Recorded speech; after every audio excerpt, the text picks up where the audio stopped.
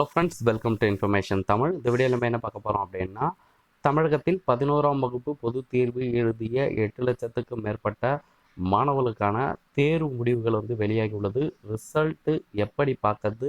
So ரிசல்ட்டுக்கான link 2 link கொடுத்துருக்காங்க. So அந்த லிங்க்கில் போயிட்டு நம்ம எப்படி ரிசல்ட் பார்க்கலாம் அப்படின்னு நீங்கள் தெரிஞ்சுக்கணும் அப்படின்னா, டிஸ்கிரிப்ஷன் பாக்ஸில் அந்த லிங்க் இருக்குது. ஸோ அதில் நீங்கள் போய் கிளிக் பண்ணிங்க அப்படின்னா அதிகாரப்பூர்வ இணையதளம் அப்படின்னு இருக்கும். ஸோ அதில் நீங்கள் கிளிக் பண்ணி உங்களுடைய ரிஜிஸ்டர் நம்பர் மற்றும் டேட் ஆஃப் பர்த்தை நீங்கள் என்ட்ரி பண்ணி கெட் மார்க்ஸ் அப்படின்னு கொடுத்தீங்கன்னா உங்களுடைய 11ஆம் வகுப்புக்கான தேர்வு முடிவு அதில் டிஸ்பிளே ஆகும். ஸோ உங்களுடைய ரிசல்ட் நீங்கள் பார்த்துக்கலாம். சப்போஸ் ஃபஸ்ட்டு பார்க்கும்போது சர்வர் பிஸியாக இருந்தது அப்படின்னா நீங்கள் அகைன் பார்த்தீங்க அப்படின்னா உடனே உங்களுக்கு ரிசல்ட் பார்த்துடலாம்.